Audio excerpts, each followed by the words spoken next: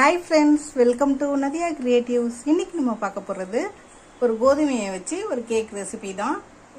இப்போ வந்து நாளைக்கு காலையில எங்க வீட்டுக்காருக்கு நாளைக்கு வந்து பிறந்த நாள். அதனால வந்து நான் என்ன பண்ண போறேன்னா இன்னைக்கு நைட் 12 மணி கேக் வெட்டணும்ன்றதுக்காக நான் வந்து கோதுமையில கேக் செய்றேன். கோதுமை ஒரு கப் அளவு எடுத்துர்க்கேன். நீங்க வந்து மெஷர்மென்ட் கப் தான் எடுக்கணும்ன்ற அவசியம் இல்லை. ஏதாவது ஒரு கப் நீங்க எந்த கப் எடுக்கறீங்களோ அதே கப்ல எல்லா அளவையும் வந்து மெஷர் பண்ணிக்கலாம். நான் வந்து இந்த ஒரு சின்ன கப் வந்து எடுத்து இதுல வந்து நான் ஒரு கப் அளவு கோதுமாவு எடுத்து ஜலிச்சு வச்சிருக்கேன்.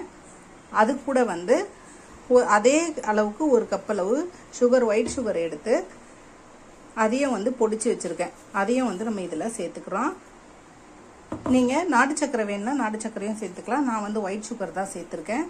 இருக்கிற எல்லா சுகரையும் வந்து பவுடர் பண்ண சுகர் எல்லாம் சேர்த்துடலாம். இது கூட வந்து நம்ம என்னென்ன ஆட் பண்ணலான்றத பார்த்துடலாம். ஒரு அரை ஸ்பூன் அளவு பேக்கிங் சோடா, ஒரு ஸ்பூன் அளவு பேக்கிங் பவுடர், இது கூட ஒரு 1/4 ஸ்பூன் அளவுக்கு சால்ட் உப்பு, ஒரு டேஸ்ட்டை எடுத்து கொடுக்கறதுக்காக ஒரு 1/4 ஸ்பூன் அளவு சால்ட் உப்பு, இது எல்லாத்தையுமே மிக்ஸ் பண்ணிக்கலாம். இதுக்கு கூட நான் வந்து கோகோ பவுடர், சாக்கோ பவுடர் இருக்கு இல்லைங்களா, அந்த சாக்கோ பவுடர் வந்து ஒரு 3 ஸ்பூன் அளவு சேர்த்துக்க போறேன். ஃப்ளேவர் நல்லா இருக்கும். அதுக்காக அந்த சாக்லேட் ஃப்ளேவர் இருந்தா தானே பிள்ளைங்களுக்கு வந்து ரொம்ப டேஸ்டியா விரும்பி சாப்பிட்றாங்க. வெனிலா ஃப்ளேவர்னா இதை மட்டும் நீங்க ஸ்கிப் பண்ணிக்கலாம். 3 ஸ்பூன் அளவு சேர்த்துருக்கேன். இப்போ இது எல்லாத்தையுமே வந்து நான் ஒரு விஸ்க் வச்சு நல்லா வந்து எல்லாத்தையும் கலந்து கொடுத்துக்கலாம். கலந்துட்டு அதுக்கப்புறம் நான் என்ன மிக்ஸ் பண்றதுன்னு சொல்றேன். இப்போ இது நல்லா வந்து நம்ம மிக்ஸ் பண்ணியாச்சு. இப்போ இதுக்கு வந்து நம்ம காசி கொஞ்சம் ஆற வச்ச பால் இருக்கு, கொஞ்சம் வெது வெதுப்பான சூடுல இருக்கு. நல்லா ஆறிட்டா நல்லா இருக்கும். நான் வந்து நல்லா ஆற வச்சு சேர்த்துக்க போறேன். அதுக்குள்ள நம்ம வந்து இதுக்கு வந்து ஒரு கடாயில வந்து உப்பு ஒரு பாக்கெட் அளவு சால்ட் உப்பு போட்டு நல்லா ஸ்ப்ரெட் பண்ணிட்டு ஸ்லோல வந்து நம்ம வச்சுட்டு ஒரு 10 நிமிஷம் வந்து ப்ரீ ஹீட் பண்ணிக்கலாம்.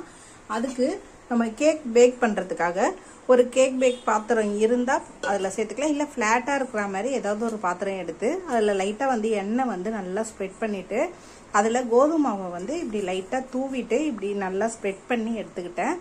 இதையும் நம்ம ரெடியா வச்சுக்கலாம். இப்போ வந்து இது நல்லா வந்து மிக்ஸ் பண்ணியாச்சு. இப்போ காய்ச்சி கொஞ்சம் வெது வெதுப்பா இருக்கிற ஆற வச்ச பால் இருக்கு இல்லைங்களா, அதை வந்து நம்ம சேர்த்துக்க போறோம். கொஞ்சம் கொஞ்சமா சேர்த்து நான் வந்து இதுல ஒரு கப் அளவுக்கு மாவு எடுத்தேன். இந்த உடைய கப்லயே வந்து ஒரு கப் அளவுக்கு ஒயிட் சுகர் வந்து எடுத்து பவுடர் பண்ணி எடுத்து வச்சிருந்தேன். இப்போ இதுலயே வந்து நான் அரை கப் அளவு பால் எடுத்திருக்கேன். எடுத்து மிக்ஸ் பண்ணிட்டு பார்க்கலாம். அப்படி பத்தலைன்னா இன்னும் கொஞ்சம் ஒரு 1/4 கப்பு சேர்த்துக்கலாம். நான் எவ்வளவு ஆகுதுன்றதை நான் உங்களுக்கு சொல்றேன். கொஞ்சம் கொஞ்சமா சேர்த்து கலந்துட்டு நான் சொல்றேன் எப்படி இருக்குன்ட்டு. ஆனா வந்து கேக் வந்து பேக் பண்றதுக்கு எப்பவுமே ஒரே சைட்ல தான் இப்படி மிக்ஸ் பண்ணணும். இப்படி ஒருக்க மிக்ஸ் பண்ணக்கூடாது. அதனால நான் வந்து இதை அப்படியே மிக்ஸ் பண்ணிக்கிறேன். இப்போ இதுல பால் வந்து அரை கப் அளவு சேர்த்தது கரெக்டான பதமா இருந்தது.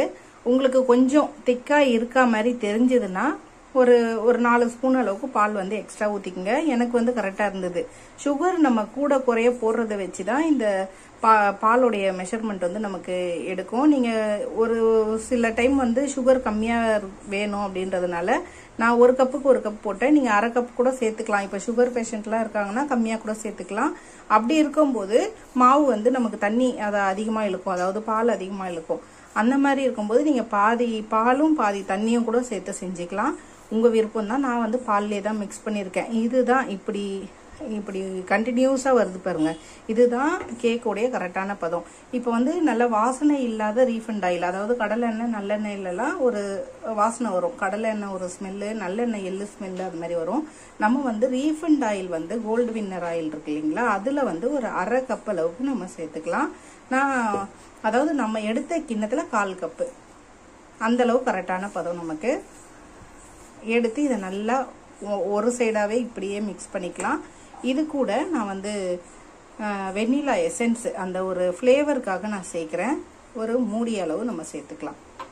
சேர்த்துட்டு அதையும் வந்து இதோட மிக்ஸ் பண்ணிக்கலாம். நீங்க ஒரு ஸ்பூன் அளவுக்கு ஸ்பூன்ல கூட நீங்க மெஷர் பண்ணிக்கலாம். ஆனா நான் வந்து எனக்கு அளவு தெரியும்ன்றதுனால நான் அப்படியே ஊத்திக்கிட்டேன். இது வந்து நல்லா வந்து மிக்ஸ் பண்ணிட்டு எப்படி இருக்குன்னு காட்டுறேன். நல்லா ஒரு 5 நிமிஷத்துக்கு நல்லா வந்து நம்ம இந்த பீட்டர் வச்சு நல்லா பீட் பண்ணியாச்சு. இப்போ வந்து இந்த உடைய இதில் வந்து நம்ம சேர்த்துக்கலாம். இப்போ அப்படியே சேர்த்துட்டு எப்படி இருக்குன்னு பார்க்கலாம். இப்போ இதை வந்து நல்லா வந்து இப்படி லைட்டாக வந்து டேப் பண்ணிங்கன்னா அந்த இருக்க பபிள்ஸ் அந்த இதெல்லாம் வந்து நமக்கு ஃப்ரீ ஆகிடும். இப்போ வந்து இதை எடுத்து நம்ம இந்த இதில் கரெக்டாக வந்து வச்சுட்டு டைட்டாக நம்ம தட்டு போட்டு மூடி வச்சிடலாம். நல்லா அந்த கிண்ணம் கடாய் க்ளோஸ் ஆகணுன்ற அவசியம் இல்லை. இந்த கிண்ணம் மட்டும் நல்லா டைட்டாக வந்து க்ளோஸ் ஆகியிருக்கணும். இந்த அளவுக்கு நம்ம நல்லா வந்து ஒரு 40 நிமிஷம் 30 நிமிஷம் கிட்டத்தட்ட வந்த பிறகு நான் ஓப்பன் பண்ணி எப்படி இருக்குன்னு காட்டுறேன். அதுக்கு மேலே 3/4 பாகம் வெந்த பிறகு அதுக்கு மேலே லைட்டாக வந்து நம்ம ஏதாவது நட்ஸோ இல்லைன்னா டியூட்டி ஃப்ரூட்டியோ இல்லை செரி அது மாதிரி ஏதாவது வந்து நம்ம அலங்கரிச்சிக்கலாம். அது மாதிரி ஒரு 30 நிமிஷம் ஸ்லோலியே வச்சு இந்த அளவுக்கு ரொம்ப ஃபுல் ஸ்லோவில் இருக்கணும். இந்த இது வந்து ஃபுல்லாக வந்து இதில் இருக்கணும், க்ளோஸில் இருக்கணும். கொஞ்சம் கூட கேப் போகக்கூடாது. அந்த அளவுக்கு நல்லா ஃபுல் க்ளோஸில் வச்சுட்டு எப்படி இருக்குன்னு பார்க்கலாம் 30 நிமிஷம் கழிச்சு. இப்போ நல்லா ஒரு 3/4 பாகத்துக்கு வெந்திருக்கு. மேலே மட்டும் லைட்டாக வந்து கொஞ்சம் குல குலன்னு இருக்கு. அந்த ஸ்டேஜில் ஒரு 3/4 மணி நேரம் கிட்டத்தட்ட வெந்திருக்கு. அந்த பதத்தில் நம்ம வந்து இந்த முந்திரியை வந்து நம்ம டெக்கரேட் பண்ணிக்கலாம்.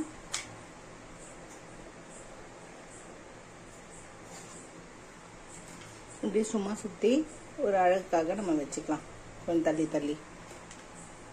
இப்போ இந்த மாதிரி சுற்றி முந்திரியை வந்து டெக்கரேட் பண்ணிவிட்டு இதில் வந்து டூட்டி ஃப்ரூட்டியை லைட்டாக வந்து நான் இது மேலே போட்டுடலாம். இப்போ இதில் அழகாக டூட்டி ஃப்ரூட்டி போட்டாச்சு. இதில் வந்து அங்கங்கே ஒரு ஜெம்ஸ் மட்டும் நம்ம வச்சிடலாம்.